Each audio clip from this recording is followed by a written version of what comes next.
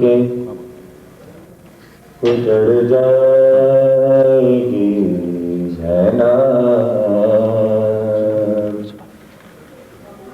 بھائی سے دم صبح بچھڑ جائے گی زینب، رات نہ ڈھلنا کہ اجڑ جائے گی زینب، سونے دے سکینہ کو کہ پھر سو نہ سکے گی، رونا بھی جو چاہے گی تو پھر رو نہ سکے گی، اصغر سے ملاقات بھی پھر ہو نہ سکے گی، اے رات نہ ڈھلنا کہ اجڑ جائے گی زینب، گھبرائے ہوئے لال ہے سہمی ہوئی مائیں، جی بھر کے میں دے لوں علی اکبر کو دعائیں، لینا ہے ابھی یون محمد کی بلائیں،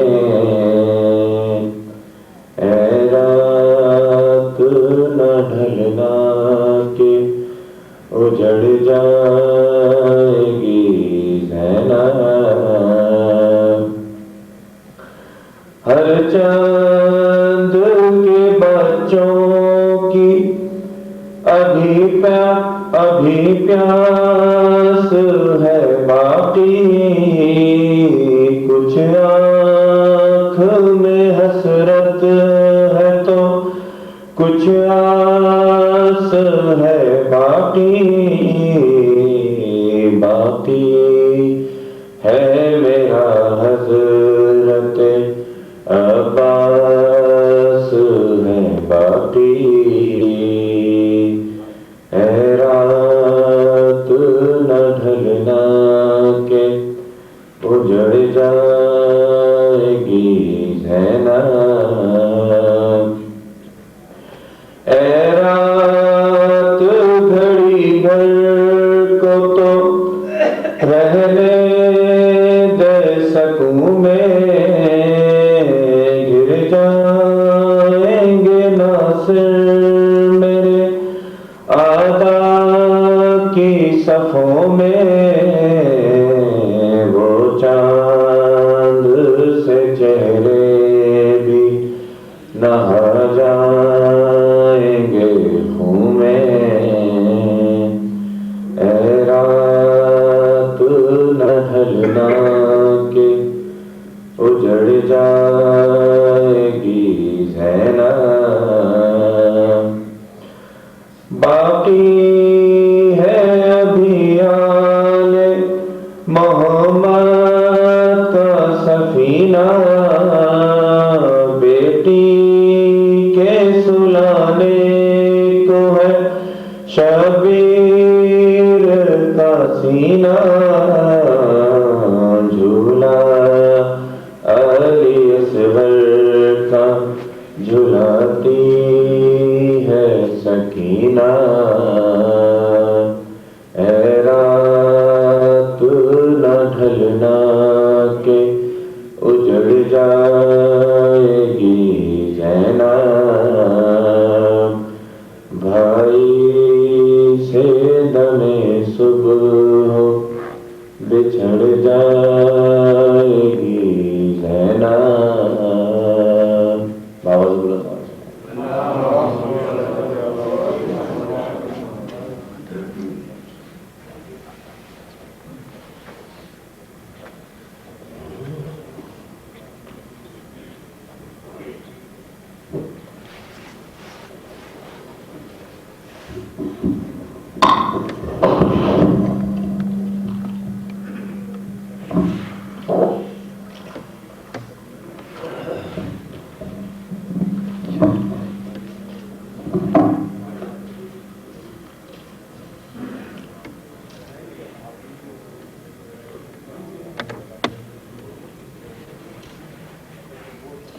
اللهم صل على محمد وعلى محمد.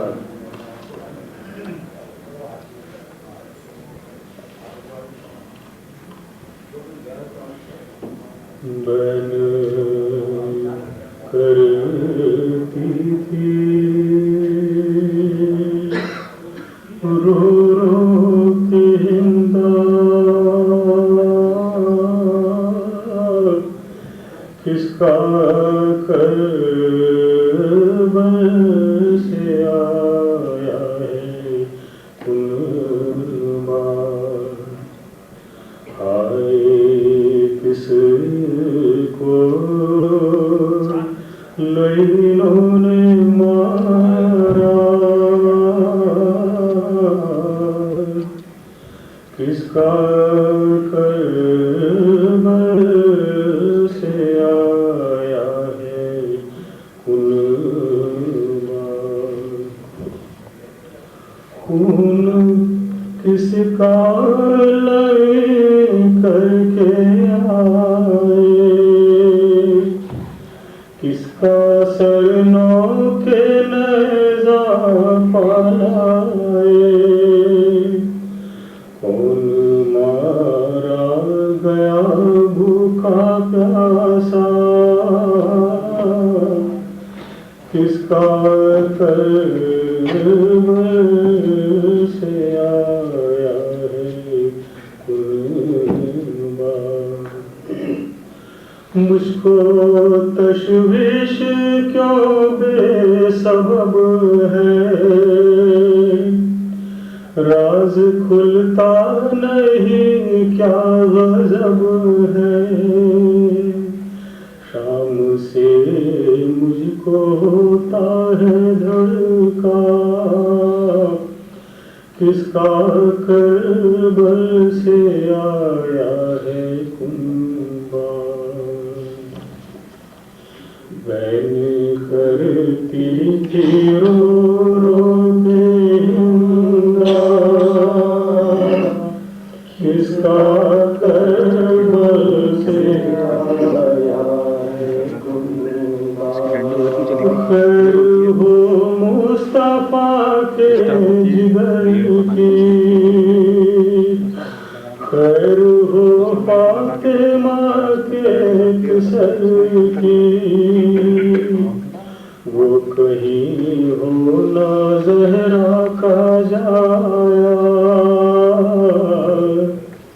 کس کا کرب سے آیا ہے کنبا، بین کرتی تھی رو رو کے ہندا،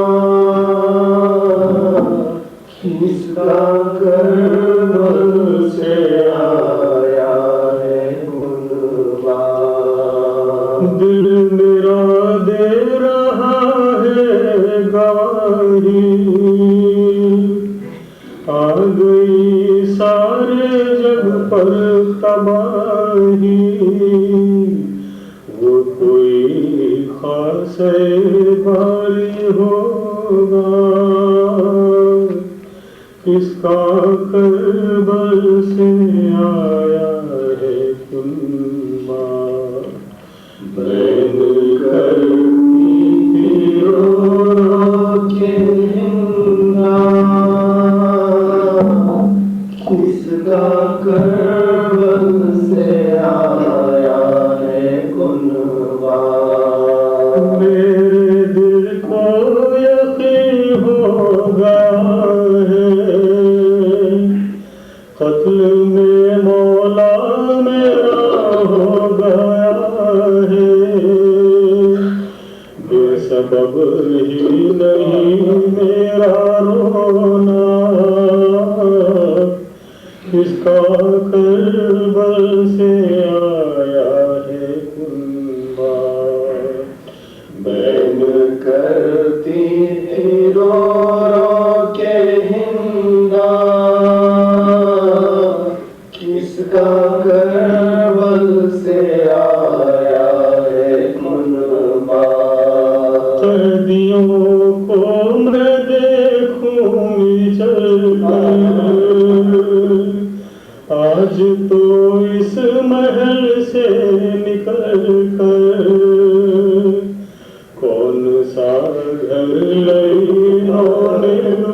لوٹا کس کا کربل سے آیا ہے کنبہ بین کرتی تھی رو رو کے ہندا کس کا کربل سے آیا ہے کنبہ سردیوں کو میں دیکھوں گی چل کر آج تو اس محل سے نکل کر کون سا گھر لینوں نے لوٹا کس کا کربل سے آیا ہے کنبہ بین کرتی تھی رو رو کے ہندا کس کا کربل سے آیا ہے کنبہ سنتی ہوں سر برہنا ہے تیری اور بے حد پریشان ہے قیدی یوں ہی جاؤں گی میں سر برہنا کس کا کربل سے آیا ہے کنبہ بین کرتی تھی رو رو کے ہندا کس کا کربل سے آیا ہے کنبہ آنکھ پردہ ہمارا رہا ہو گئی جب کہ بے پردہ زینب اب رکھے حشر میں اپنا پردہ کس کا کربل سے آیا ہے کنبہ بین کرتی تھی رو رو کے ہندا کس کا کربل سے آیا ہے کنبہ میرے شوہر نے ہے جس کو لوٹا منہ دکھاؤں گی ان کو بھلا کیا سامنا اب میرا ان سے ہوگا کس کا کربل سے آیا ہے کنبہ بین کرتی تھی رو رو کے ہندا کس کا کربل سے آیا ہے کنبہ روئیں گے جب قیامت میں حیدر اپنی ضامن کی روداد سن کر حشر میں ایک نیا حشر ہوگا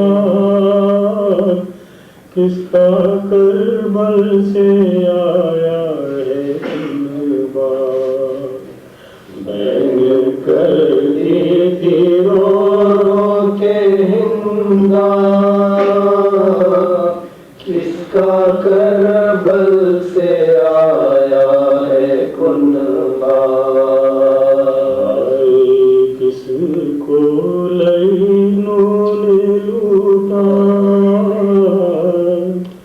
کس کا کربل سے آیا ہے کنبہ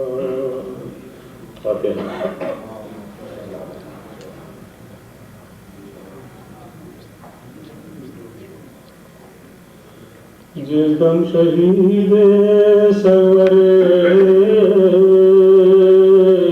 قلعہ شکن ہوئے کوفی تمام دشمن جان حسن ہوئے لے کر حرم کو شاہ غریب الوطن ہوئے حبیبہ کو بڑے انجمن ہوئے حبیبہ کو بڑے انجمن ہوئے دل کے سب سے وہ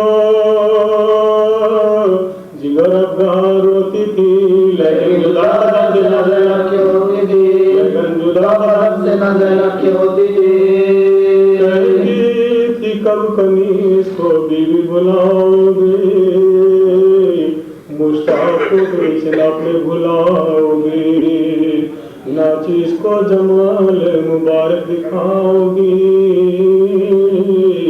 फिर भी दयार में कभी कूफे के आओगी। तस्कीन होती है दिले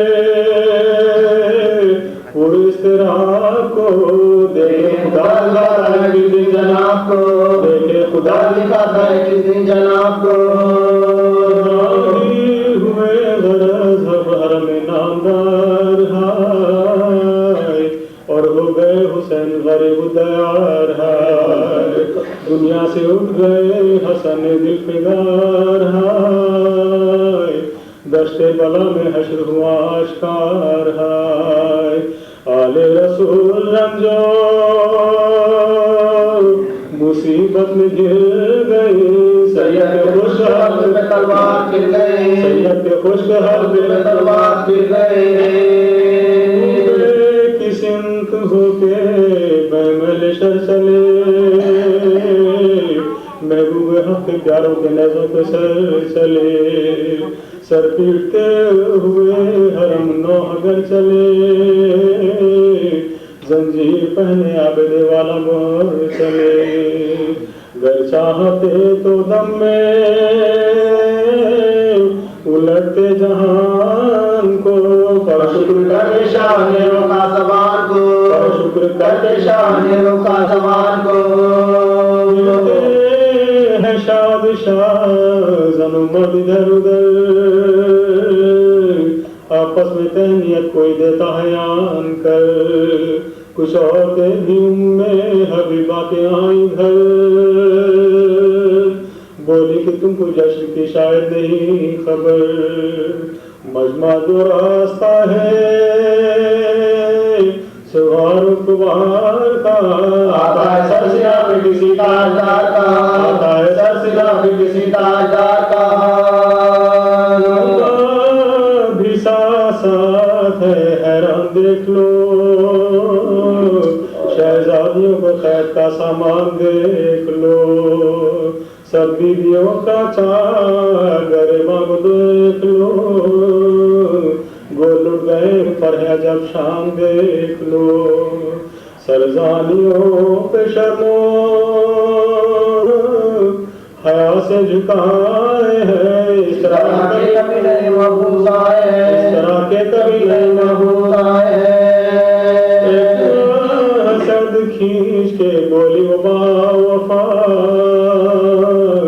बिनते नबी की मुझ पे ताकीद ये सदा, यानी के कैदियों का तमाशा न देखना, क्या जानिए ये कौन है आफत के मुब्तला, किस तरह इनके हाल पे शायद अपना जी करूं, ये बीवियां तो शौक में और मैं खुशी करूं, ये बीवियां तो शौक में हूं मैं खुशी करूं। शौहर मेरा सफर में है लोगों यहाँ नहीं, बेइज्जती उनके जा नहीं सकती मैं कहीं, हंसे ज्यादा तेज दम से हुई, नाचारा है बाम पे साथ उनके वो हजी, कोठे पे आके हश्र का सामान नजर पड़े, काले निशान फौज बदीमा नजर पड़े, काले निशान फौज बदीमा नजर पड़े। दादो रंज के समाया हुए, नेज़ों पे खत हाय शहीद आया हुए, 18 आफ्ताब दरख्शाया हुए, करते हुए तिलावते कुराया हुए, दीवारों दम भी खम हुए, तस्लीम के लिए ये दिल को थाम के ताज़ीम के लिए, ये दिल को थाम के ताज़ीम के लिए, था के साहिब मातम नजर पड़े, आले नबी बदीले पूनम नजर पड़े, ऊँटों पे सब बतूल के हमदम नजर पड़े, जंजीर पहने आबिदे पुरगम नजर पड़े। दर्जे ये है हबीबे इलाही के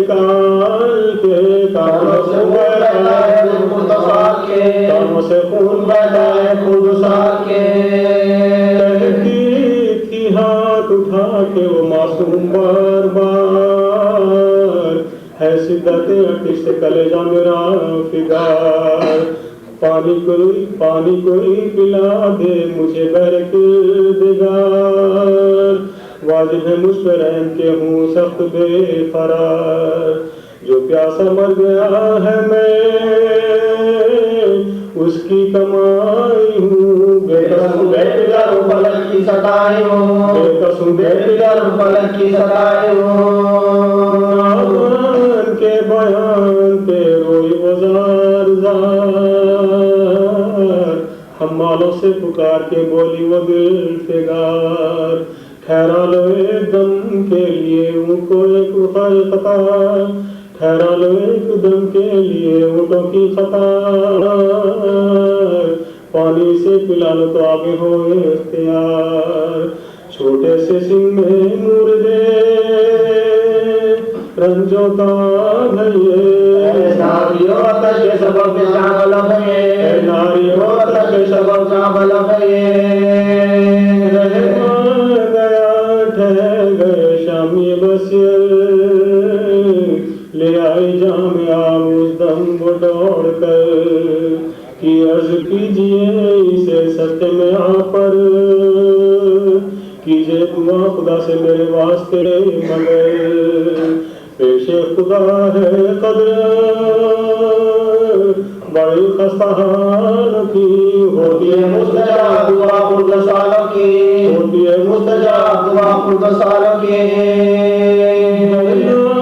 عشق آنکھوں میں لگتے دل حسین گویا ہوئی یوم حبیبہ و شور شین شوہر سفر میں جب سے ہے مجھ کو نہیں ہے چین کیجئے دعا یتیم نہ ہو میرے نورین وارث اپنے یہ جگر اب کہاں چھوٹ گئے تم بیویوں کی طرح میرا راج ٹوٹ نہ جائے تم بیویوں کی طرح میرا راج ٹوٹ نہ جائے سمر خاص میں فرمائیے دعا یعنی خلیز حضرت زینب ہے فدا دیکھو جمال پاک دیگر بندے مرتضی آنکھیں ملو قدوم میں مبارک میں صدا شبیر کے شتاب زیارت نصیب ہو کیجئے دعا کہ مجھ کو عدالت نصیب ہو کیجئے دعا کہ مجھ کو عدالت نصیب ہو یہ ذکر سے تڑپ گئی دل بند مرتضی گویا ہوئی یہ دل میں افسوس کی ہے جا ایسا فلک نے خاک میں ہم کو ملا دیا اپنے دیا بھول گئے وا مصیبتا زینب کو بنت شیر خدا جانتے نہیں افسوس روشناس کی پہچانتے نہیں افسوس روشناس کی پہچانتے نہیں حسین کی یہ سوختہ جگر کیوں کر اسے میں بھائی کی مرنے کی دوں خبر حسرت ہے دیکھنے کی میری اس کو کس قدر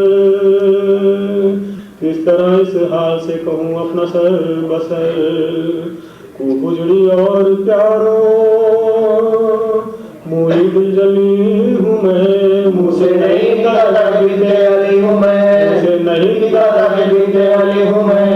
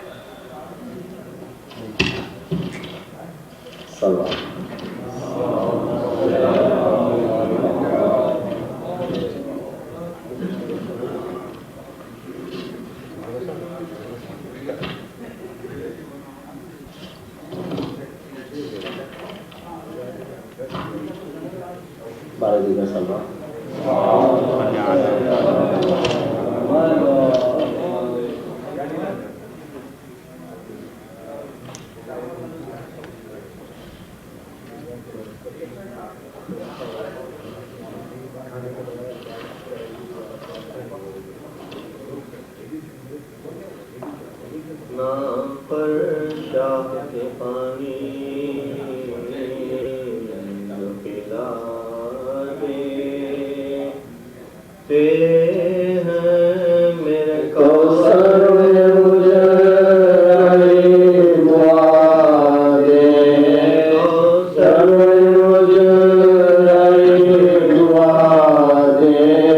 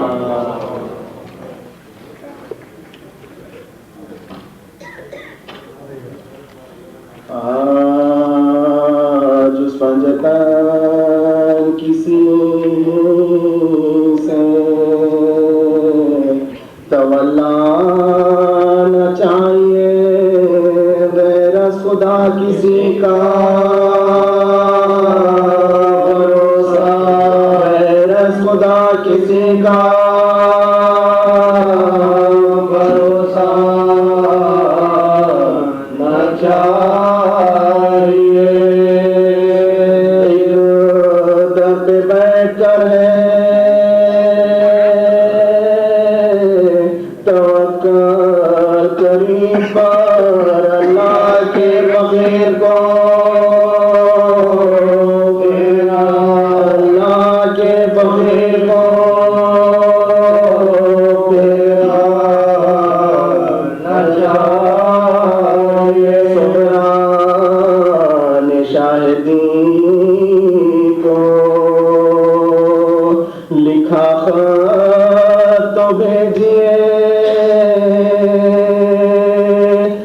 اگر چاہتے نہیں ہمیں اچھا نہ چاہیے، دو بیٹیاں تو پاس ہو،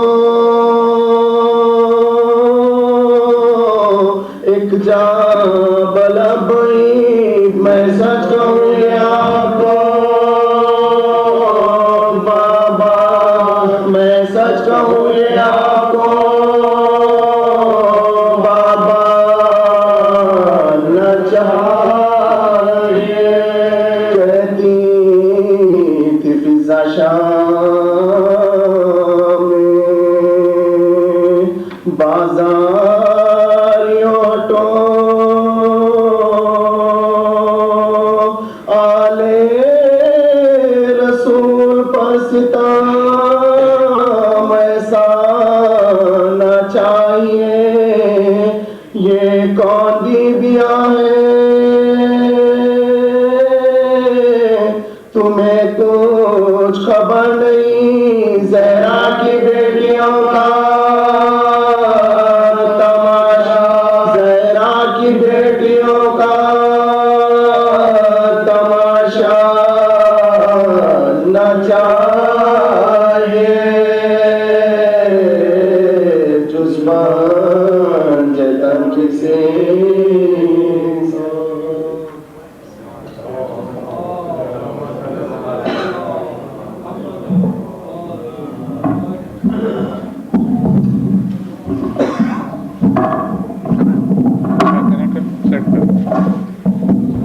مومنین، اسی طرح یہ مجالس کا سلسلہ 8:30 بجے شب سے شروع ہوا کرے گا، سوزخانی 8:30 بجے، اور 9 بجے مولانا زیب منبر ہوا کریں گے۔ کل اس خمسہ مجالس کی آخری مجلس سے علامہ جاوید جعفری صاحب خطاب فرمائیں گے، اور پرسوں سے یعنی 18 محرم سے 20 محرم تک مولانا نسیم عباس صاحب آف لاہور، اور 21 محرم سے 25 محرم تک علامہ عباس کمیلی مجالس سے خطاب فرمائیں گے۔ مومنین سے درخواست ہے کہ ایک ہمارے بہت پرانے ممبر بانیوں میں سے سائیں عابد کو کل یہیں دوران مجلس ہارٹ اٹیک ہوا، کل ان کی سرجری ہے، تو تمام مومنین سے درخواست ہے کہ ان کے لیے دعائے صحت کی دعائے صحت فرمائیں کہ بارگاہ رب العزت چہاردہ معصومین کے صدقے میں انہیں صحت کاملہ عطا فرمائے۔ محمد والے محمد بلند تر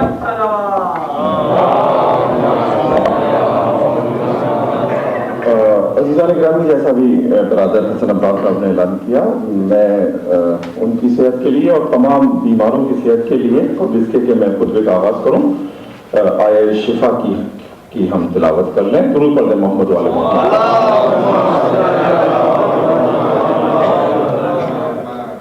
بسم اللہ الرحمن الرحیم، امن یجیب المضطر اذا دعاہ ویکشف السوء، امن یجیب المضطر اذا دعاہ ویکشف السوء، امن یجیب المضطر اذا دعاہ ویکشف السوء، امن یجیب المضطر اذا دعاہ ویکشف السوء، امن یجیب المضطر اذا دعاہ ویکشف السوء۔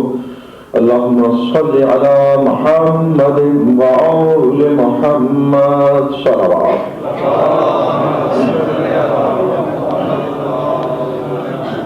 أعوذ بالله السميع العليم من الشيطان اللعين الرجيم، بسم الله الرحمن الرحيم، الحمد لله الذي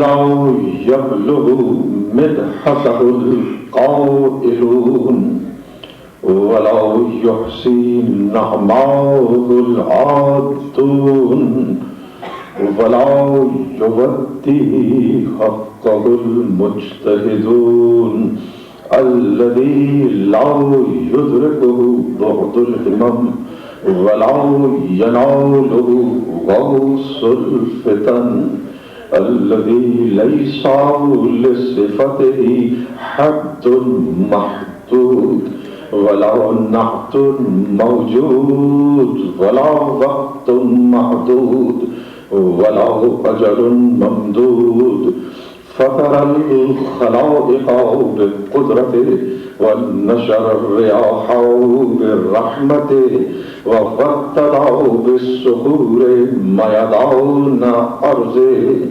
والصلاة والسلام الخاتم لما سبق المعلن الحق بالحق أبي القاسم محمد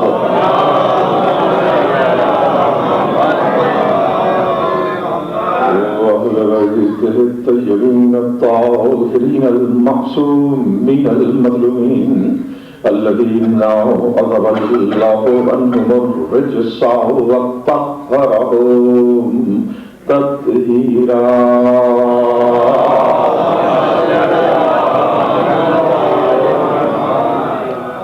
أما بعد فقد قال الله سبحانه وتعالى بسم الله الرحمن الرحيم يا أيتها النفس المطمئنة ارجعي إلى ربك راضية مرضية فادخلي في عبادي وادخلي جنتي. صلوات.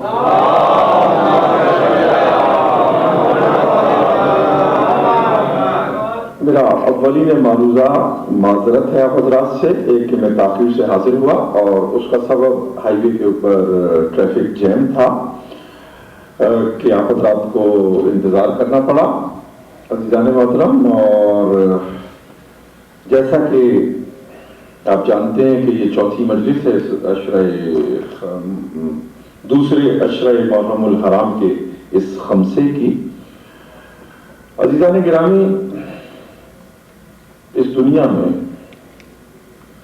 دو قسم کے انسان ہیں، دو قسم کی ڈاکٹرنز اور مکتبہ فکر ہے. ایک مکتبہ فکر، ایک اپروچ، ایک آئیڈیالوجی انسانوں کی یہ ہے کہ صرف اور صرف یہ دنیا ایک حقیقت ہے. یہ دنیا، اس دنیا کی زندگی، اس دنیا کی تعیش، لگژری، لذت، دنیا کے فائدے، آسائش و آرام ہی زندگی کی تخلیق کا مقصد ہے. تو ایک فکر وہ کہ جو اہل مادیت کی اور اہل دنیا کی. درود پڑھتے محمد والے.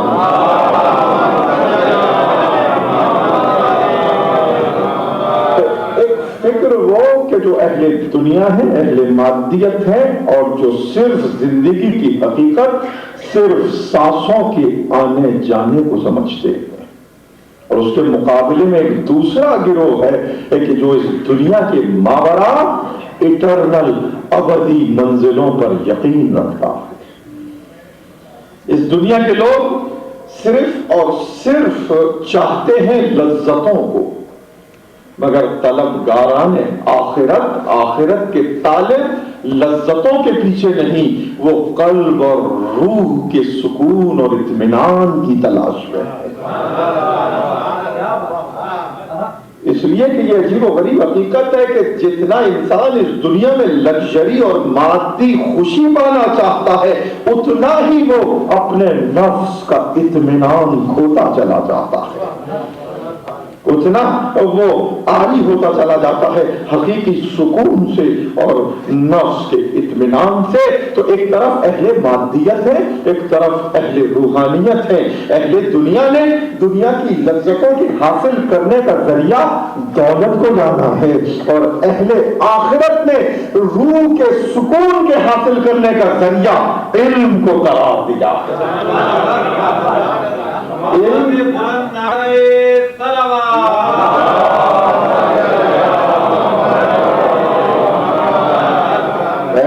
دنیا لذتوں کو تلاش کر رہے ہیں دولت کے ذریعے، اہل آخرت کے منازل و مدارج میں بلند ہونا چاہتے ہیں علم کے ذریعے۔ یہی وجہ تھی کہ دولت ملوکیت و شاہی کی بنیاد بنی، علم نبوت و امامت کی میراث بن گیا۔ علم نبوت و امامت کی میراث بن گیا۔ اور عزیزان گرامی، ملوکیت و شاہی نے دولت کی بنیاد پر کیا کیا؟ محل بنائے، قلعے بنائے، فصیلیں بنائی۔ محل اور قلعے، فصیلیں، اس کے پیچھے سائیکالوجی کیا تھی؟ اپنے جسم مادی پیکر کے گرد مضبوط اور موٹی دیواروں کو کھڑا کیا تاکہ موت ان تک نہ پہنچ سکے، تاکہ فنا کا ہاتھ ان تک نہ آ سکے۔ اپنے جسم کے گرد محل اور قلعے کی دیواروں کو کھڑا کر کے اپنے آپ کو موت سے بچانا چاہتے تھے۔ تو ملوکیت و شاہی نے دولت کی بنیاد پر محل اور قلعے اور عمارتوں کو تعمیر کیا، مگر آل محمد نے نہ محل بنائے، نہ قلعے بنائے، نہ فصیلیں بنائی۔ آل محمد نے ذہن انسانی کو تعمیر کیا۔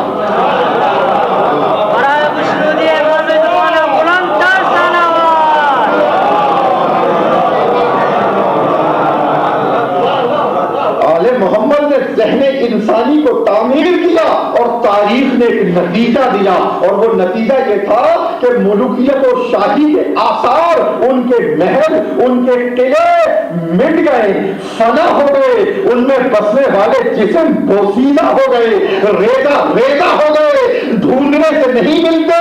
تو ملوکیت و شاہی کے آثار قدیمہ کا موضوع بن گئے۔ ملوکیت و شاہی کے آثار قدیمہ کا موضوع بن گئے، تاریخ کا ایک پارینہ قدیم حصہ بن گئے۔ مگر آل محمد کے آثار یہ بارگاہیں ہیں، یہ تذکرے ہیں کہ جن کو سن کر ہر دور میں ایک نئی تاریخ لکھی جاتی ہے۔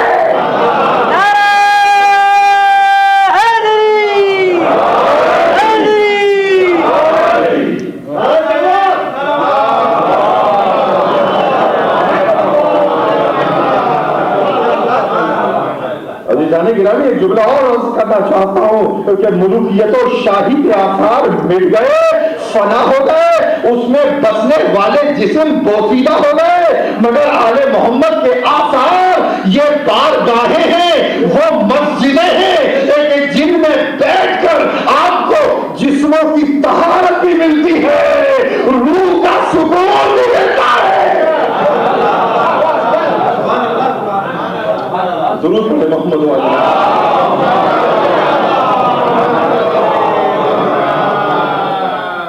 اس مقام کلام پر مجھے ایک نادر ربائی عظیم حضرات موجود ہیں، حکیم مومن خان مومن کی یاد آئی، اس کے بعد میں آیت کا ترجمہ کروں گا۔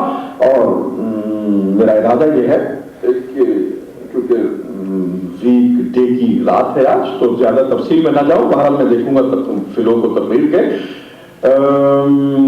مردک یہ لفظ ہے مومن نے استعمال کیا، مردک چھوٹا انسان۔ مردک نے شہنشاہ سے بیعت چاہی،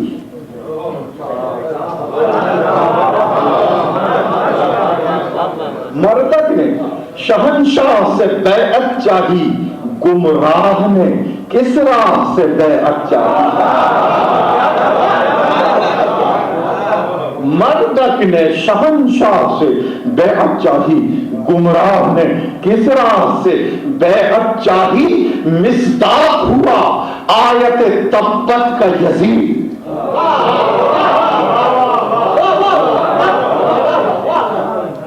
مردک نے شہنشاہ سے بیعت چاہی، گمراہ نے کسرا سے بیعت چاہی، مصداق ہوا تبت، دونوں ہاتھ اٹھ جائیں اوپر ہاتھ، مصداق ہوا آیت تبت کا یزید۔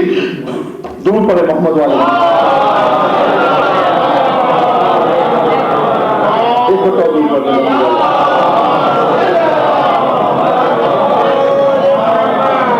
گرامی آپ اجازت دیں کہ میں مصروں کو پھر پڑھوں تاکہ میں اسی فلو کو قائم کر سکوں جو چوتھے مصرے میں موجود ہے کہ مردک نے شہنشاہ سے بیعت چاہی، گمراہ نے کس راہ سے بیعت چاہی؟ مصداق ہوا آیت تبت کا یزید فرزند ید اللہ سے بیعت چاہی۔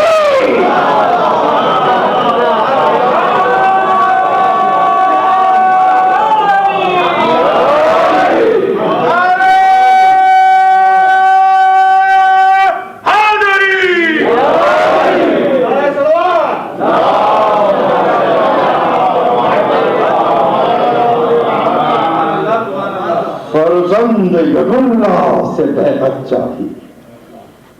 اور عزیزان گرامی، قرآن نے آواز دی ہے نفس مطمئنہ لوٹ آ اپنے رب کی بارگاہ میں، اس عالم میں آ کہ تو اپنے رب سے راضی ہے اور تیرا رب تجھ کو اپنی خوشنودی عطا کر چکا ہے۔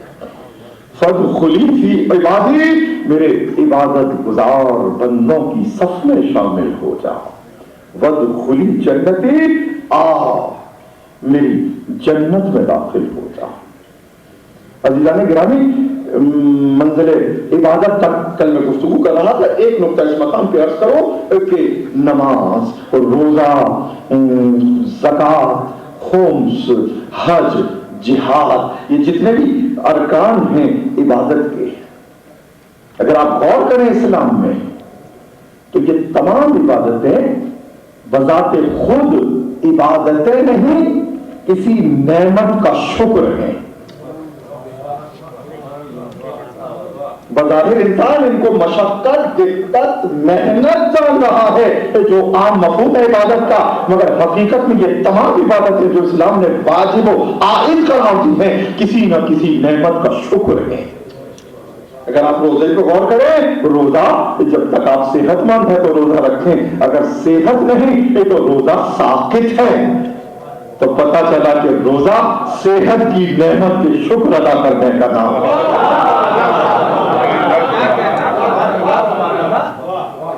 روزہ صحت کی نعمت کے شکر ادا کرنے کا نام ہے۔ حدیث میں بھی یہی وارد ہوا کہ الصوم زکوۃ البدن، روزہ بدن کی زکات ہے۔ حدیث میں وارد ہوا صوموا تصحروا، روزہ رکھو اللہ تم کو صحت عطا کرے گا۔ تو روزہ صحت کی نعمت کے شکر ادا کرنے کا نام۔ خمس و زکات، اگر آپ صاحب مال ہیں، صاحب نصاب ہیں، آپ کے پاس دولت موجود ہے تو آپ خمس بھی نکالیں گے، زکات بھی دیں گے، تو نتیجہ کیا نکلا کہ خمس و زکات دولت کی نعمت کے شکر ادا کرنے کا نام ہے۔ خمس و زکات دولت کی نعمت کے شکر ادا کرنے کا نام ہے۔ حج، اس کی ایک شرط یہ بھی ہے کہ تمام راستے آنے اور جانے کے ایسے ہو کہ امن ہو، پیس ہو، آپ کی جان کو کوئی خطرہ نہ ہو، تو حج کی یہ شرط بتا رہی ہے کہ حج نعمت کی، امن کی نعمت کے شکر ادا کرنے کا نام ہے۔ حج امن کی نعمت کے، پیس کی نعمت کے شکر ادا کرنے کا نام۔ اور پھر جہاد، طاقت ہو تو آپ تک جہاد ہے، اگر طاقت نہیں تو جہاد ساقط ہے، تو قوت و طاقت کی نعمت کے شکر ادا کرنے کا نام جہاد ہے۔ مگر عجیب بات یہ ہے کہ نماز پانچوں وقت پڑھیں، ہو سکے تو مسجد میں جماعت سے پڑھیں، گھر میں پڑھیں، فرادہ پڑھیں، اگر کھڑے ہو کر نہ پڑھ سکیں تو بیٹھ کر پڑھیں، نہ پڑھ سکیں بیٹھ کر تو لیٹ کر پڑھیں، اشاروں سے پڑھیں، یہاں تک کہ صلاۃ الحریف، آگ لگ گئی گھر میں، نماز کا وقت آ گیا تو اس وقت بھی نماز ہے، اس کا ترکیب ہے، طریقہ ہے۔ صلاۃ الغریب، اگر انسان ڈوب رہا ہے تو اس وقت بھی نماز رکھی گئی، کسی عالم میں ساقط نہیں کی گئی، تو پتہ چلا کہ نماز زندگی کی نعمت کے شکر ادا کرنے کا نام ہے۔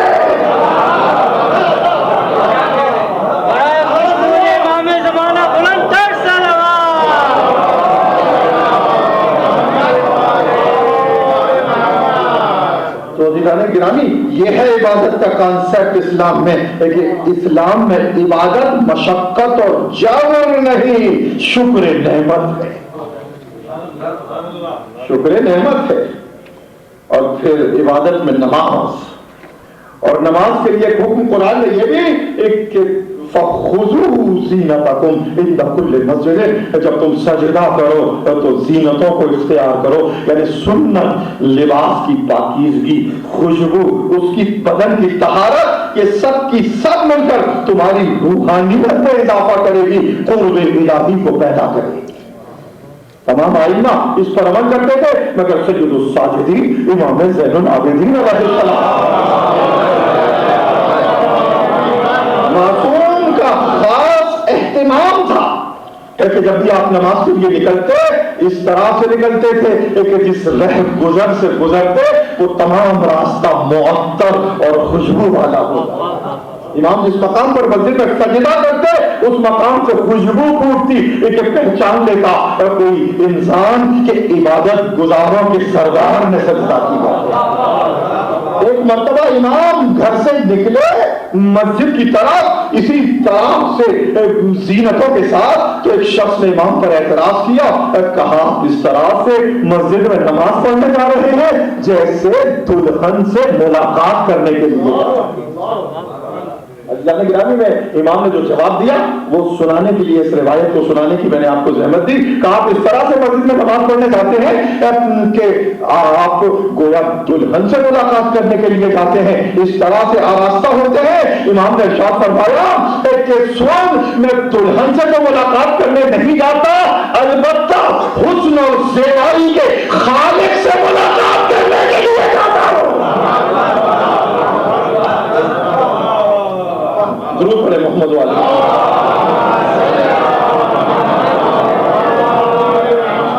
تو عزیزان گرامی یہ ہے عبادت کا تصور۔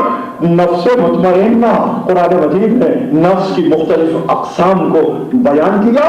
سورہ شمس میں ارشاد فرمایا کہ والشمس والضحاہا، قسم ہے سورج کی اور اس کے نور کی، والقمر اذا تلاہا، اور قسم ہے چاند کی کہ جب وہ سورج کے پیچھے پیچھے آ رہا ہو۔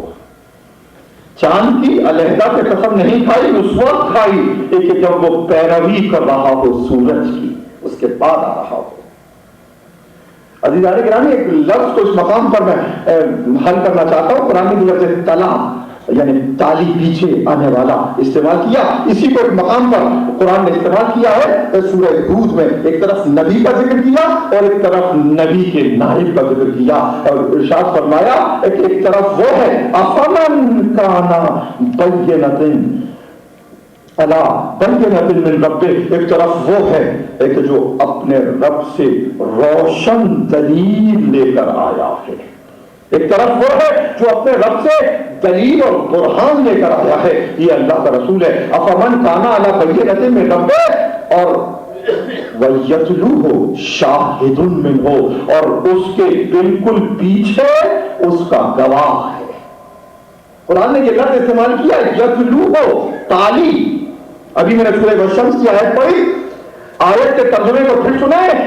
ایک طرف وہ ہے افمن کانا علی بینۃ من ربہ، ایک طرف وہ ہے جو اپنے رب سے دلیل لے کر آیا ہے، بینات لے کر آیا ہے، وَيَتْلُوهُ شَاهِدٌ مِّنْهُ، اور اس سے بالکل پیچھے اس کا شاہد ہے، منہ، اور اس کا شاہد اور گواہ اسی رسول کا ایک حصہ ہے، منہ۔ تو یہ لفظ استعمال کیا ہے رسول کے گواہ کے لیے یتلو ہو، اور یہی لفظ سورہ شمس میں استعمال کیا چاند کے لیے، ایک والشمسی اذا ضحاہا والقمر اذا تلاہا، قسم ہے چاند کی جب وہ سورج کے پیچھے آئے، یعنی یہ لفظ تالی ہے کہ ادھر رسول دنیا سے جائے، ادھر قمر امامت طلوع ہو جائے۔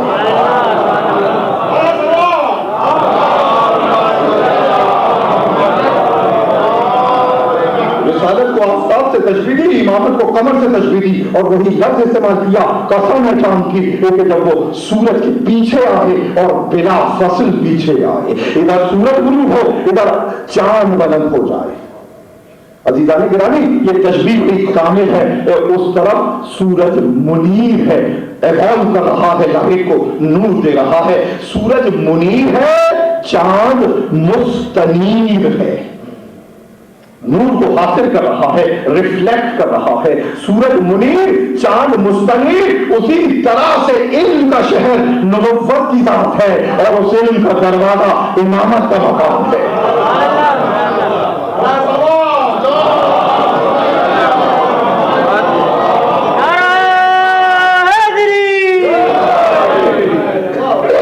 ایک نقطہ کرنا چاہتا ہوں صرف اس مقام کے اوپر، یہ کیا ضرورت تھی اللہ نے چاند کو پیدا کیا؟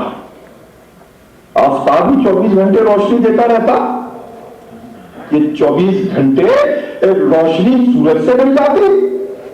یہ کیا اس کی حکمت قرار پائی کہ دن میں سورج نور دے اور شام کو غروب ہو جائے، اور پھر اس کا نائب قمر بن کر طلوع ہو، اور پھر وہ اسی سورج سے نور کو اخذ کرے، حاصل کرے، اور اسی نور کو ٹھنڈا کر کے مخلوق پر نشر کرے. میرے ایک دوست جو سائنٹیفک شاعری کرتے تھے، شعر اس مقام پہ یاد آیا کہ چاندنی بھی در حقیقت دھوپ ہے. چاندنی بھی در حقیقت دھوپ ہے، دھوپ کا لیکن وہ ٹھنڈا روپ ہے. تو عزیزان گرامی، یہ حکمت کیا ہے؟ چاہتا تو سورج ہی مسلسل نور دیتا، اس لیے کہ چاند کا نور بھی سورج ہی سے وقت ہو رہا ہے، مگر اس نے یہ طے کیا کہ دن میں سورج نور دے، رات کو قمر نکلے، چاند نکلے، اور اسی نور کو عکس کر کے ٹھنڈا کر کے مخلوق کو دے. اگر 24 گھنٹے سورج نور دیتا تو کائنات میں اتنی گرمی ہوتی، اتنا ٹیمپریچر ہائی ہوتا کہ نباتات بھی مر جاتے، حیوانات بھی مر جاتے، انسان بھی مر جاتا. تو چاند قمر کا سورج کا نور اگر مسلسل شروع کرتا، کائنات میں پوری مخلوق بن جاتی. تو اس نے یہ طے کیا کہ شام کو چاند نکلے اور وہ اسی نور کو لے کر ٹھنڈا کر کے مخلوق کو دے، تاکہ زمین پر زندگی کا توازن برقرار رہے. تو اسی طرح سے روحوں کی زندگی ایک طرف نبوت کے علم سے ہے، تو دوسری طرف امامت کے علم سے ہے.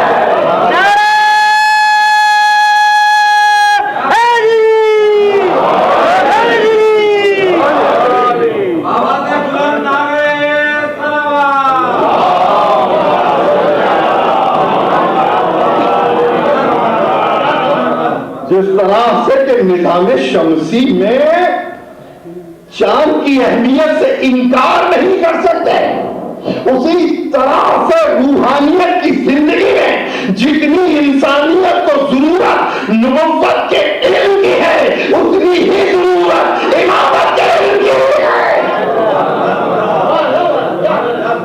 عزیزان گرامی، اس مقام پر عرض کروں، امامت کا علم اور اس کا پہلا زینہ، پہلا دروازہ باب مدینہ العلم امام اول، اور اس امام اول کا پہلا علمی شاہکار نہج البلاغہ. اس کو ڈیفائن کروں کہ نہج البلاغہ کیا ہے؟ قرآن، حدیث، آسمانی علم ہے. تمام علم اوپر سے آیا. علی نے کیا کیا کہ قرآن اور حدیث جو ربانی علم تھا، ملکوتی علم تھا، الوہی علم تھا، آسمانی علم تھا، عرشی علم تھا، نوری علم تھا، علی نے اس علم کو اپنے ذہن میں سما کر، اپنے وجود میں سما کر، بشری سما پر لا کر اس علم میں جو علم غیب تھا، اس میں علم بشری پر لا کر ریشنلٹی پیدا کر دی.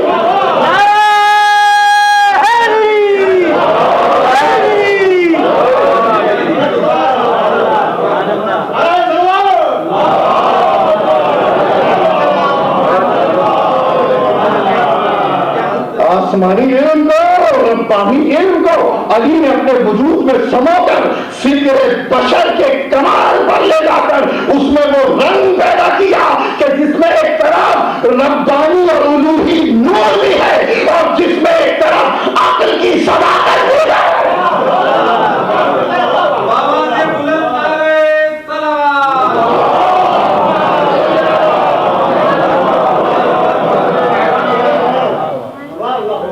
پھر اس طرح سے علی علم نبوت اور علم امامت کا سنگم بن گئے، اس کا جنکشن بن گئے، اس کا میڈیم بن گئے. اس لیے اسکالرس نے ہر دور میں جب خراج تحسین ٹریبیوٹ پیش کیا علی کو تو یہی کہہ کر کیا کہ most religious person as well as most secular person. Ali کے استدلال میں روحانی صداقت بھی پائی جاتی ہے اور عقلانی ریشنیلٹی بھی پائی جاتی ہے. کوفے میں یہودی کا انتقال ہوا، دشمن اسلام تھا، اس کا بیٹا اس کی موت پر جگہ و فضا شور مچانے لگا. امیر المومنین نے ارشاد فرمایا کہ خاموش ہو جا، عذاب کے فرشتے گرز مار رہے ہیں تیرے باپ کے سر پر. وہ گیا قبرستان، قبر کو کھولا، باپ کے سر کو تلوار سے جدا کیا، بازار کوفہ میں لے آیا. لوگوں کو جمع کر کے کہنے لگا کہ لوگوں، مسلمانوں کے امیر اور خلیفہ کہتے تھے کہ اس کے سر پہ گرز مارے جا رہے ہیں، ذرا دیکھو اور بتاؤ کہ کہاں ہیں گرزوں کے نشانات. امیر المومنین کے کلام کا تمسخر اور مذاق اڑانے لگا. امیر المومنین کا خبر پہنچی، اس مقام پہ پہنچے اور یہودی لڑکے سے کلام کیا. کہا یہ بتا کہ تو نیند لیتا ہے، خواب کرتا ہے؟ کہا ہاں. کہا خواب میں کبھی تو نے دیکھا کہ کسی نے تیرے تماچا مارا ہو؟ کہا ہاں.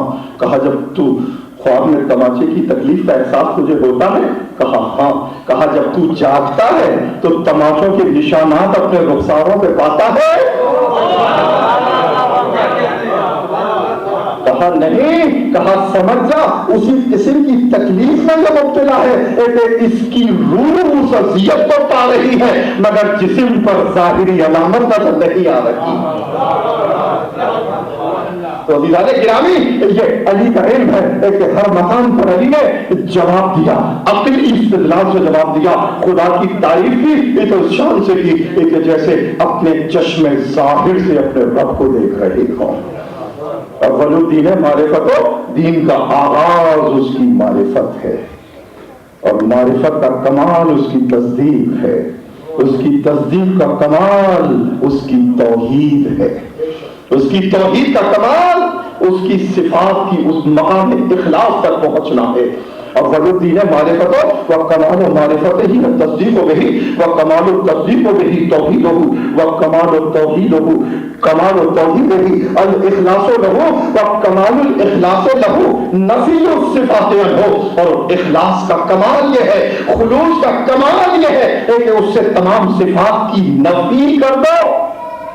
عزیزان گرامی، صرف ایک نقطہ اس مقام پہ عرض کرنا چاہتا ہوں کہ اللہ کی سب سے بڑی تعریف اس کا واحد ہونا، احد ہونا، یکتا ہونا، ایک.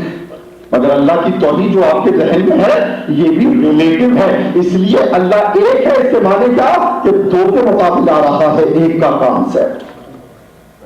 ایک کا کانسیپٹ دو کے مقابلے آ رہا ہے.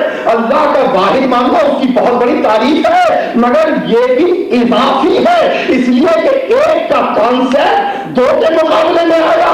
تو اللہ کی اصل حقیقت یہ ہے کہ تمام صفات کی نفی کر کے صرف اشارہ کرو کہ اس کا وجود ہے. اسی لیے سورہ توحید میں احد بعد میں آیا، ہونا کہہ کے اس کے وجود کا پہلے اقرار کیا. علی اسی مسئلے کو سمجھا رہے ہیں. اور اس وقت کہ جب جنگ کی لڑائی گھمسان پر تھی اور مسلسل لشکروں کی جنگار ہو رہی تھی اور ایک شخص سامنے آیا امیر المومنین کے رہنما کے، کہا یا علی اللہ ایک ہے، واحد ہے، اس کے معنی کیا ہے؟ تو آپ کے اصحاب نے کہا شخص رک جا، یہ جنگ کا موقع ہے، گھمسان کا رنگ ہے اور تو اس وقت یہ سوال کرتا ہے. آپ نے ارشاد فرمایا اس کو مت روکو، اسی عالم میں پوچھنے دو. اس لیے کہ جس مقصد کو یہ دریافت کر رہا ہے اسی کے لیے اس قوم سے جنگ کرواؤ.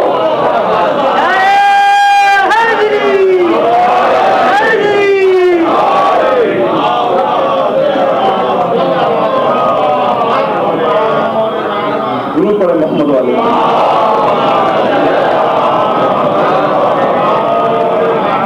محترم سورہ والشمس میں ایک نفس کا ذکر کیا کہ وَنَفْسٍ وَمَا صَوَّاهَا فَأَلْهَمَهَا فُجُورَهَا وَتَقْوَاهَا. قسم ہے نفس کی اور اس کی تکمیل کی. اور اس کی تکمیل کی بنیاد یہ ہے کہ ہم نے ہر نفس پر اس کے تقوی کا اور اس کے فجور گناہ کا الہام کر دیا ہے. تو قرآن نے اس مقام پر ایک نفس کا انٹروڈکشن کرایا، نفس ملہمہ، وہ نفس جس پر اللہ نے الہام کیا. اور یہ الہام رب کا ہر نفس پر ہے. اس میں کوئی مذہب، کوئی فرقہ، کوئی خاص نسل نہیں، بلکہ ہر انسان کو اس نے یہ شعور عطا کیا. اور یہ سب سے پہلی ہدایت ہے اس کی ایک جو جاری ہے کہ اگر کسی کے پاس کتاب نہ پہنچے، پیغمبر کا میسیج نہ پہنچے، اماموں کی حجت اور دلیل نہ پہنچے، تو ایک اندر کا گائیڈ ہے، ایک اندر کی آواز ہے، ایک اندر کا احساس ہے جو انسان کو حق و باطل کی تمیز کرا رہا ہے. اور یہ پہلی روشنی ہے، یہ پہلی صداقت ہے کہ جس کو لے کر انسان پیدا ہوا. اگر یہ صداقت انسان کے اندر نہ ہوتی تو کبھی پیغمبر کی صداقت کی تصدیق نہ کرتا. یہ اندر کی صداقت ہے ایک جو پیغمبروں کے پیغامات کی تصدیق کراتی ہے. اور اسی منزل پر عزیزان گرامی یاد رکھیے گا، ایک عتیق و خلیل کلام نے ارشاد فرمایا، امام نے ارشاد فرماتے ہیں باب مدینہ والعلم کہ لیس العلم فی السماء فینزل الیکم، علم آسمانوں میں نہیں رکا ہوا کہ وہ زمین پر اترے، ولا فی الارض فیخرج الیکم، اور نہ علم زمینوں میں پوشیدہ ہے کہ وہ باہر نکلے، نہ علم آسمان میں ہے نہ زمین میں ہے، ولکن العلم مجعول فی قلوبکم، ہاں اللہ نے علم کو تمہارے دلوں میں چھپا دیا.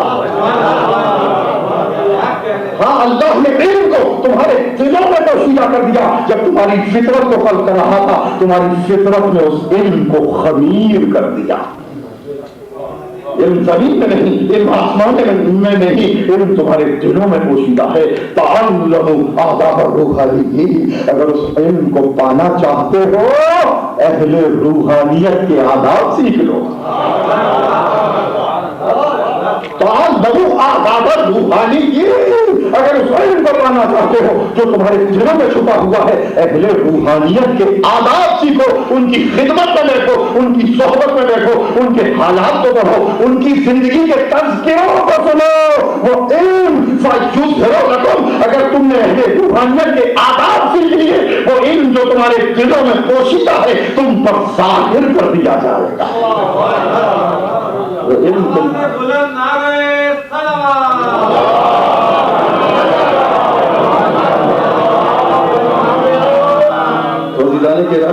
یہ وہ علم کا سوچ ہے ایک جو خود انسان کے اپنے وجود کے اندر ہے. اور اس پر قرآن استدلال پیش کرتا ہے کہ اگر اس علم کو پانا چاہتے ہو، علی نے کہا کہ اہل روحانیت کے آداب سیکھو، اور قرآن کہتا ہے کہ وَاتَّقُوا اللَّهَ، اے صاحبان ایمان تقوی اختیار کرو. وَاتَّقُوا اللَّهَ يُعَلِّمُكُمُ اللَّهُ، تم تقوی اختیار کرو گے میں تمہیں علم عطا کر دوں گا. جن علوم کے سورسز پر میں اس بات کر رہا ہوں ان کا تعلق کتابوں سے نہیں ہے، ان کا تعلق خود انسان کے اپنی گہرائیوں اور ضمیر اور قلب کی سوچوں سے ہے، جہاں سے علم ٹوٹے گا. اور وہ علم جو خود انسان کے قلب سے برآمد ہوگا اس میں نہ فہم ہوگا، نہ شک ہوگا، نہ غیب ہوگا.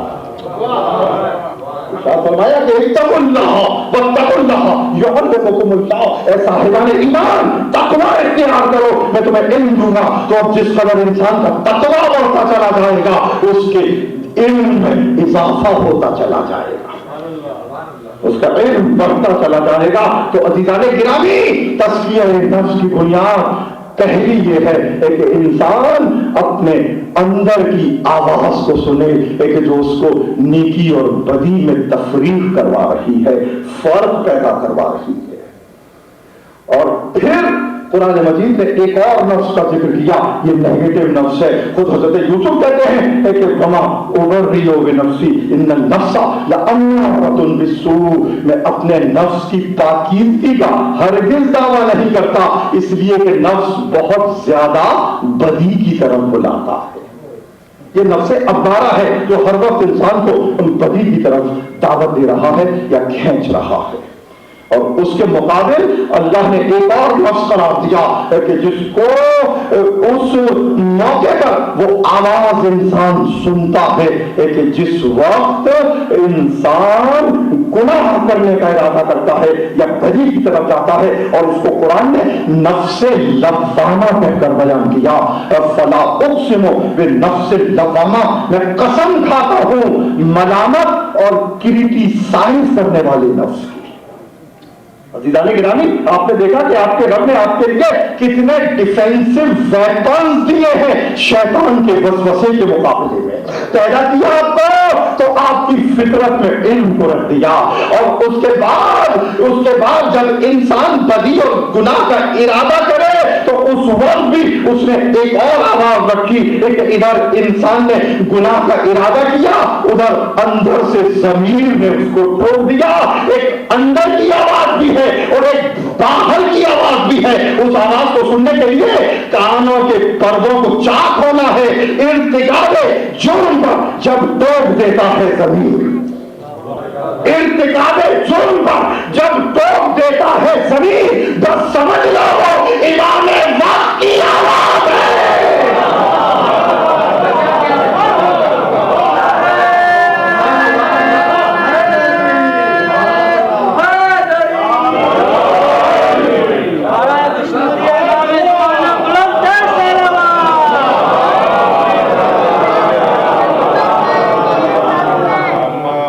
गिरामी, ये तमाम डिफेंसिव वेपन्स है जो अल्लाह ने आपको गुनाहों के मुकाबले में अता किए, आपको ताकत अता की, हिदायत की कुव्वत अता की। एक आखिरी मसले को इस मकाम पर हम करते चले, मगर मुझे कुछ ज्यादा बातें आज करनी थी, मगर 10 बज चुके हैं।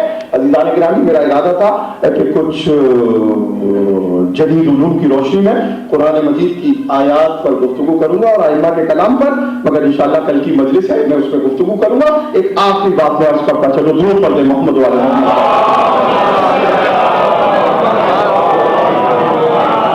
वजूद इंसानी की हकीकत क्या है, इसको सूरह यासीन में बयान किया। सुब्हानल्लज़ी खलक़ल अज़वाजा कुल्लहा मिम्मा तुंबितुल अर्ज़ व मिन अनफुसिहिम व मिम्मा ला यअलमून। पाक है वो ज़ात जिसने हर शय को जोड़े की शक्ल में खल्क़ किया।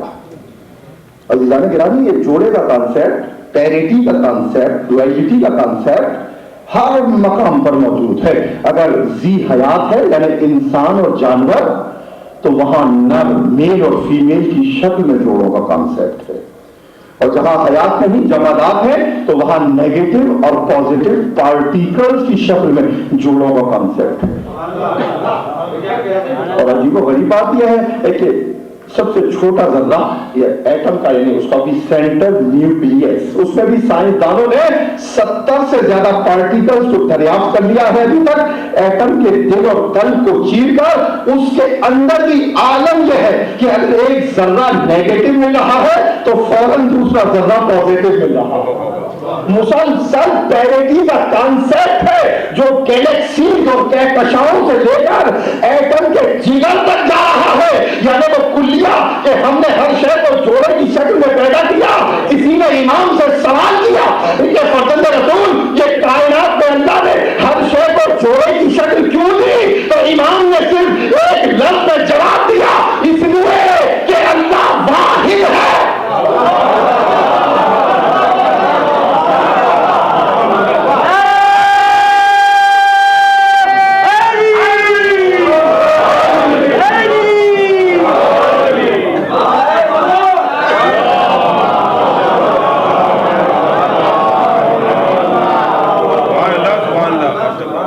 इसलिए कि अल्लाह वाहिद है। अज़ीज़ाने गिरामी, इस मकाम पर एक जुमला कहता चलो तो कि अब ये जोड़ों के कॉन्सेप्ट को देखिए, एक नबातात में जोड़े, हैवानात में जोड़े, इंसानों में जोड़े, और आगे बढ़कर अगर समते हैं तो उनमें भी जोड़े, रब्बुल मशरक़ैन व रब्बुल मग़रिबैन। फिर जोड़ों का कॉन्सेप्ट आया, जिंदगी, हयात, कैफ़ा तकफ़ुरून बिल्लाहि कुंतुम अमवातन, एक मौत, सुम्मा युमीतुकुम कुंतुम अमवातन, तुम मुर्दा थे, सुम्मा युहयीकुम, फिर हमने तुम्हें जिंदगी दी, सुम्मा युमीतुकुम, फिर मारा, दो मौत, सुम्मा इलैहि तुरजऊन, दो हयात। अगर मौत दो है तो जिंदगी भी दो रखी। موتیں دو زندگی دو اور پھر مرنے کی حالت ہے ون ناشطات نشطہ ون نازعات نزعہ قسم ہے ان فرشتوں کی کہ جو انسان کی زندگی کو قبض کرتے ہیں روح کو بشاشت کے عالم میں انسان خوشی خوشی رخصت ہو رہا ہے اور وہ کہ جو روح کو قبض کرتے ہیں سختی کے عالم میں مرنے کی کیفیتیں بھی دو اب اس کے بعد موت کے بعد قبر اور برزخ کی منازل سے گزر کر میدان حشر میں آیا تو اللہ نے دو انسانوں سے خطاب کیا القیا فی جہنم کل کفار عنید تم دونوں مل کر ہر کافر کو اور ہر بغض رکھنے والے کو جہنم میں پھینک دو یہ سورہ قاف کی آیت ہے تسمیہ کا صاف سیدھا ہے میرے دوست موجود ہیں مولانا فارغ طلیب عربی کے فاضل ہیں تسمیہ کا سیدھا فَأَلْقِيَا فِي جَهَنَّمَ كُلَّ كَفَّارٍ عَنِيدٍ تم دونوں مل کر کافر کو اور بغض رکھنے والے کو جہنم میں پھینک دو کافر نبوت کا منکر بغض رکھنے والا امامت کا منکر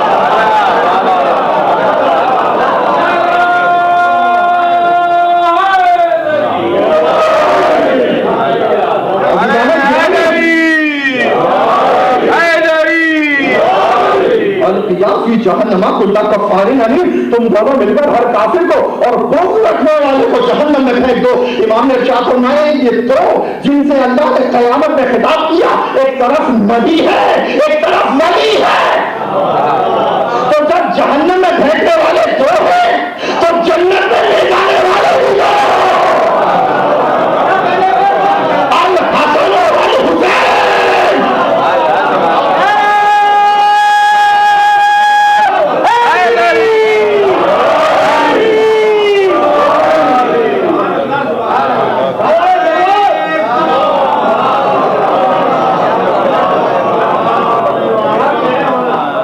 الحسن والحسین میں وہاں سے گفتگو کو لا رہا ہوں کہ امام نے جواب دیا کہ کائنات میں پیریٹی اس لیے ہے کہ اللہ واحد ہے تو آپ نے دیکھا کہ جوڑے کا تصور کہاں تک کرا تو اب آخری بات کہ سب نے اس حدیث کو تسلیم کیا افضلو ما خلق اللہ نوری اللہ نے سب سے پہلے میرا نور کر دیا ایک تھا اگر ایک رہتا وحدانیت میں نسبت آتی تو ایک دو ٹکڑوں میں تقسیم کر دیا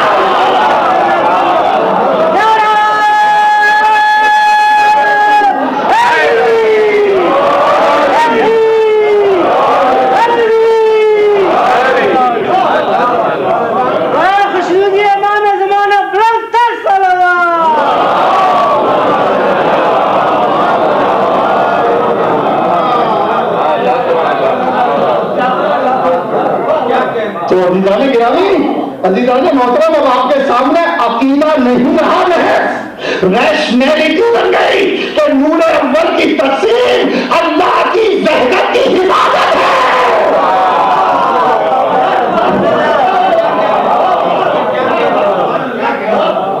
درود پڑھے محمد والے محمد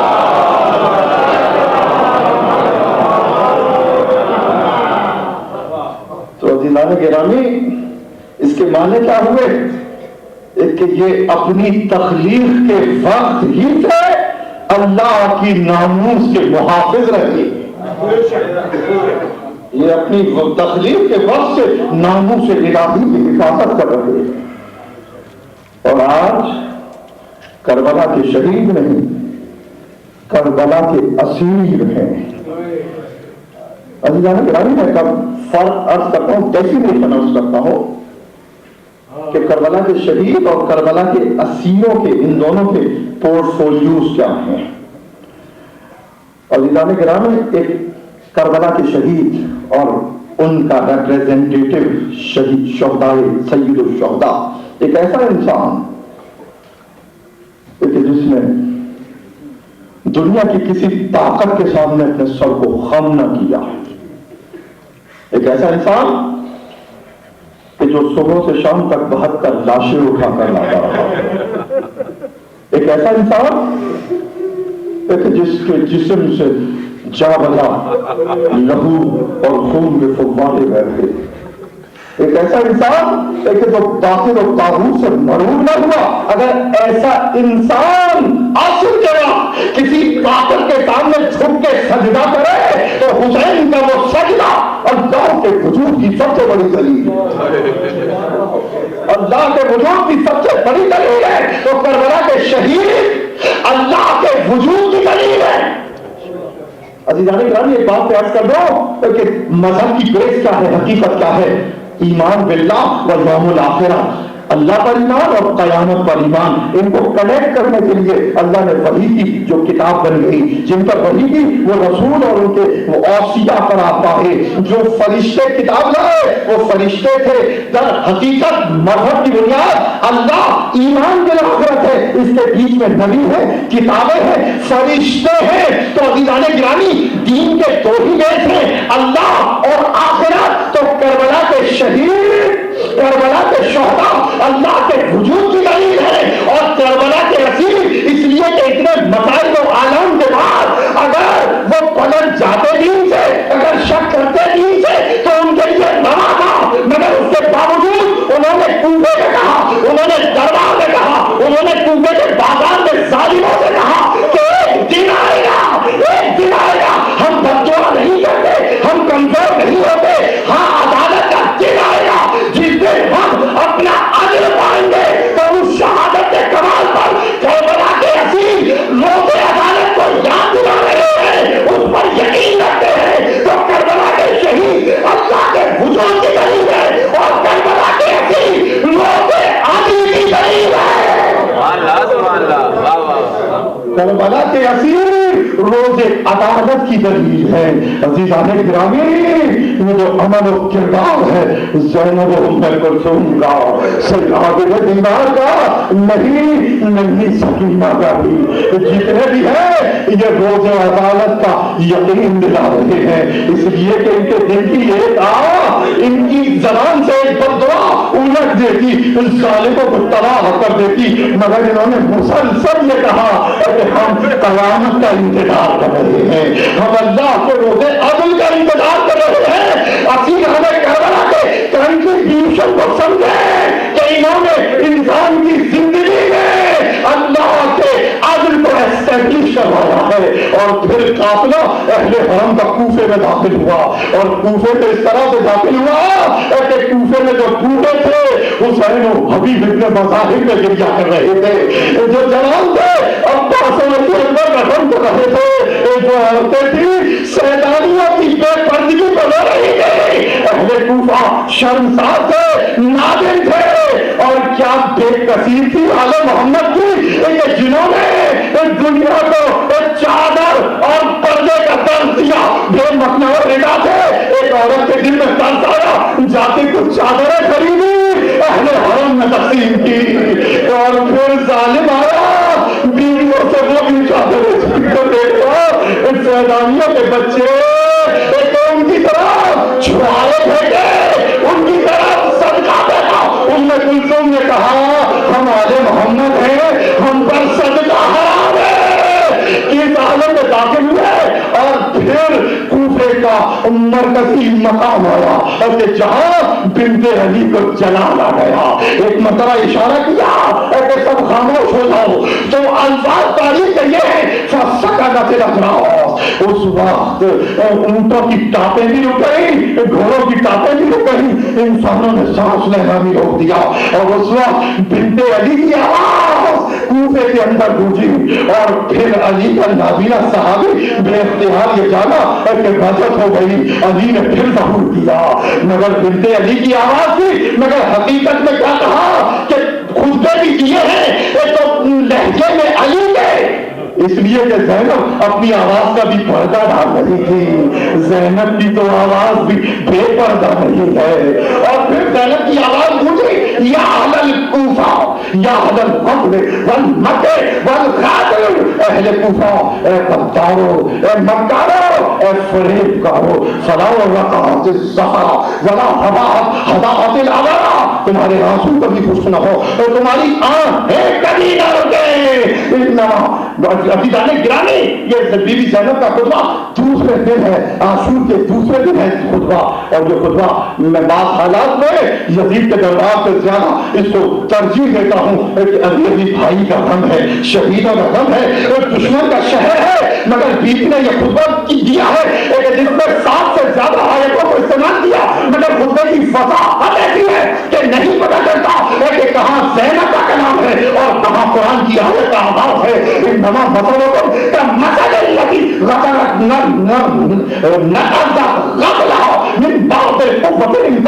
कुरान की आयत को यूज किया इस मकाम पर, तुम्हारी मिसाल वो सूद काटने वाली औरत की सी है कि जिसने चरखा काट कर सूद बोला, फिर उसको तार तार कर दिया, लिबास को टुकड़े टुकड़े कर दिया, और उसके बाद बीवी ने आगे बढ़कर इरशाद फरमाया कि अब तुम रोते हो, इस तरह से चापलूसी करते हो, हल फीकुम इल्ला सनफ व शनफ वल माकर नहीं है, मगर अब तुम्हें चापलूसी का मजा कलिमा व फंजलादा कूफियो, कनीजों की सी हिम्मत रखने वालों और दुश्मनों पर कीना रखने वालों का मलहूदतिन अला फिज़ा, तुम ऐसी चांदी हो जो काबुल पर लपेटी गई है। ये फसाह व बलागत और ताकत है। और उसके बाद कहा आप तब गुना थी, इस वक्त तुम लिखाई पर होते हो, हमारी मजबूरियों पर होते हो, और अब तुम होते रहोगे। वह अन्ना तरकसून, तुम्हें कभी रुखसत नहीं मिलेगी, इसलिए एक वह अन्ना तरकसूना बेकत्ल सलीम नुबुव्वा व मादन रिसाला व सय्यदा शबाब अहल जन्नत, अब तुम कैसे चैन पाओगे नबुव्वत की नस्ल को खत्म करके, मादर रिसालत को उतार कर, जन्नत के जवानों के सरदार को कत्ल करके। वो कौन था? इसके बाद बीबी ज़ैनब ने अपने खुतबे में अपने शहीद भाई की 7 फजीलतों को बयान दिया। मदारो हुज्जतिकुम व मनारो महज्जतिकुम व मफ़ज़ाउ नाज़िलतिकुम, मेरा भाई तारीखियों का नूर था, हिदायत का ईमान था, इनका सरचश्मा था, तुम्हारी दुआओं की कबूलियत का वसीला था, बलाओं से तुम्हारी पनाह था, जन्नत तुम्हारे लिए सीना से था। अजीज़ान गिरामी, दुख्तर अली का खुतबा कूफे की फसाहों में बुलंद हुआ, और उसके बाद यहाँ पर गुफ्तगू पहुंची एक सैयद साजिदीन ने हाथों को जोड़कर कहा कि फूफी जान अब खामोश हो जाइए, इसलिए अब हमने हुज्जत को तमाम कर दिया। एक मर्तबा ज़ैनब ने नेज़े को देखा कि सरे हुसैन माँ के नेज़ा पर खून के आंसू रो रहा है, खून के आंसू।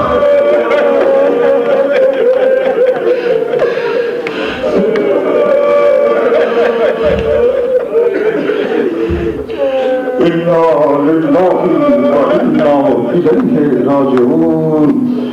सयअलमु अल्लज़ीना ज़लमू अय्यौम यंक़लिबून।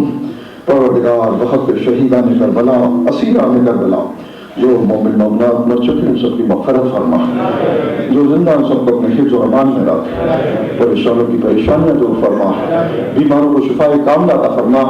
मख़सूसन रात को अहबाब हमारे मुख़लिस दोस्त और इस कमेटी के बुजुर्ग आबिद ज़ैदी साहब, वो इस वक्त हॉस्पिटल में है, दुआ फरमाए कि बहुत के असीरान करबला और शहीदान करबला परवरदिगार को शिफाए कामिला अता फरमाए, और जितने मोमिन मोमिनात हुए ज़मीन पर जहाँ जहाँ बीमार हैं उनको शिफाए कामिला अता फरमाए। परवरदिगार मुहिब्बान अहले बैत अज़ादारान हुसैन जहाँ जहाँ आज़ादारी इमाम में मसरूफ़ हैं उनके जानो मालो इज़्ज़त व आबरू की हिफाजत फरमा। मुसलमान हुए ज़मीन पर जहाँ जहाँ परेशान हैं और ज़ालिमीन के हाथों दिक्कत और परेशानी का शिकार है, परवरदिगार उनकी नुसरत और हिमायत फरमा। रब्बुल आलमीन अर्ज़ व समावात की हर बला से जानो मालो इज़्ज़त व आबरू की हिफाजत फरमा। मिल्लत इस्लामिया को इत्तेहाद और इत्तेफाक अता फरमा, अपने नूर का हुज्जत तक उजागर फरमा। एक मरतबा सूरह हमद और 3 मरतबा सूरह तौहीद तमाम मरहूमीन मोमिन मोमिनात के लिए।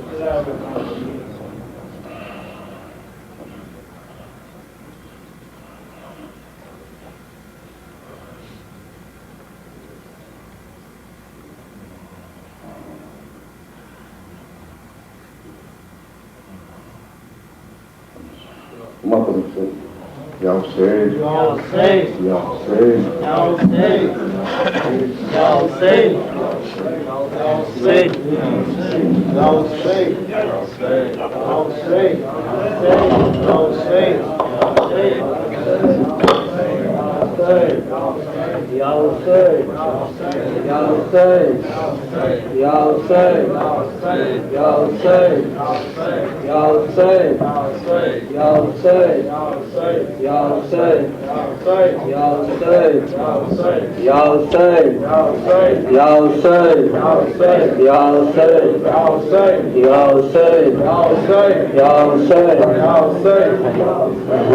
ہاتھوں میں شبیر کا سلسلہ جاری رہے سید مظلوم کا تذکرہ جاری